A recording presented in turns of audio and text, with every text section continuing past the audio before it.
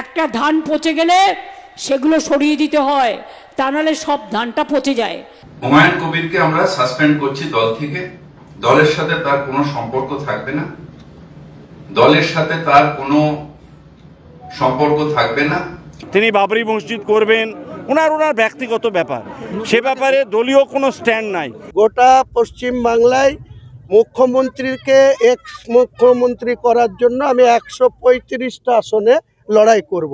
যে হুমায়ুন একদিন দিদির সম্পদ ছিল, আজকে সেই হুমায়ুন দিদির বোঝা হয়ে গেছে, আর বোঝা হলে দিদি তাকে সঙ্গে সঙ্গে ঘাট থেকে নামিয়ে দেয়। 4 ডিসেম্বর একদিকে বহরমপুর স্টেডিয়ামে মুখ্যমন্ত্রী মমতা বন্দ্যোপাধ্যায়ের জনসভা, অন্যদিকে সকাল থেকেই বিতর্কিত তৃণমূল নেতা হুমায়ুন কবির নিয়ে নাটকীয়তর শেষ ছিল না।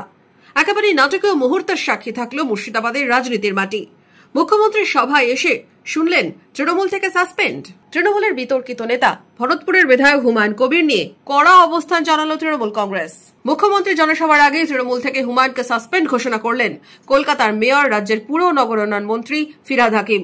কলকাতায় সাংবাদিক বৈঠকে ছিলেন রাজ্যের বিদ্যুৎ প্রতিমন্ত্রী আখরুজ্জামান ও হরিহরপাড়ার বিধায়ক, জেলা তৃণমূলের চেয়ারম্যান নিয়ামত শেখ। এদিকে কলকাতায় সাংবাদিক বৈঠক নিমন্ত্রণ পেয়ে মুখ্যমন্ত্রীর সভায় এসেও ফিরলেন হুমায়ুন। বহরমপুর স্টেডিয়ামে মুখ্যমন্ত্রীর সভায় এসে সাসপেন্ড হওয়ার খবর পেতেই তড়িঘড়ি মাঠ ছাড়েন ক্ষুব্ধ হুমায়ুন।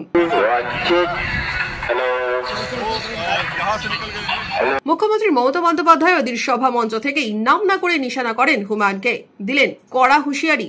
টাকা খেয়ে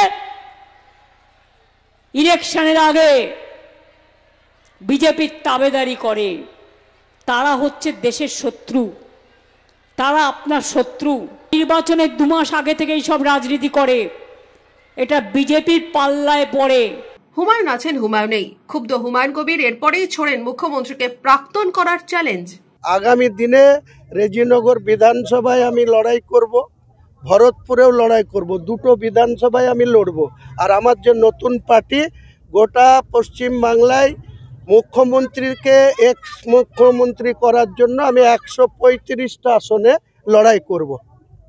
135টা বিধানসভায় আমার পার্টি লড়াই করবে, যেখানে 90টা মুসলিম অধ্যুষিত সিট, বাকি শিডিউল কাস্ট, হিন্দু মেজরিটি সিট, টোটাল 135টা সিটে লড়াই করব।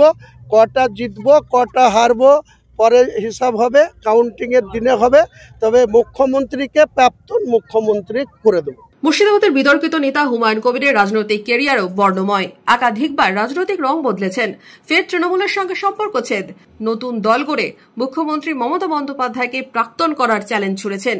সব নিয়েই জেলা রাজনৈতিক মহলেও তুঙ্গে উঠেছে রাজনৈতিক তরজা। বহরমপুরের প্রাক্তন সাংসদ অধীর চৌধুরীর দাবি, গত লোকসভা ভোটে তাকে হারাতে এই হুমায়ুনকেই কাজে লাগিয়েছিলেন মুখ্যমন্ত্রী। এখন হুমায়ুনকে আর দরকার নেই, হুমায়ুনের দ্বারা আর কিছু আসবে না। হুমায়ুন এখন ডিসপেন্সেবল আইটেম। দিদি জানে হুমায়ুনকে দিয়ে আর আমার কাজে লাগবে না। এত বিলা করে দিয়েছে, এত বাবাল করে দিয়েছে, একে এখন বোঝা হয়ে গেছে। যে হুমায়ুন একদিন দিদির সম্পদ ছিল, আজকে সেই হুমায়ুন দিদির বোঝা হয়ে গেছে, আর বোঝা হলে দিদি তাকে সঙ্গে সঙ্গে ঘাট থেকে নামিয়ে দেয়। এই তৃণমূলের একটা নেতার এই হাল হয়েছে, হুমায়ুনের সেই হালই হলো। বিধায়ক পদ থেকে পদত্যাগ করবেন বলে জানিয়েছেন হুমায়ুন কবির। 6 ডিসেম্বর বাবরি মসজিদের শিলান্যাস করবেন, 22 ডিসেম্বর গড়বেন নতুন দল। 26-এর বিধানসভা ভোটের আগে মুর্শিদাবাদ জেলার রাজনৈতিক মহল এখন সরগরম। Bureau report, imagine community media.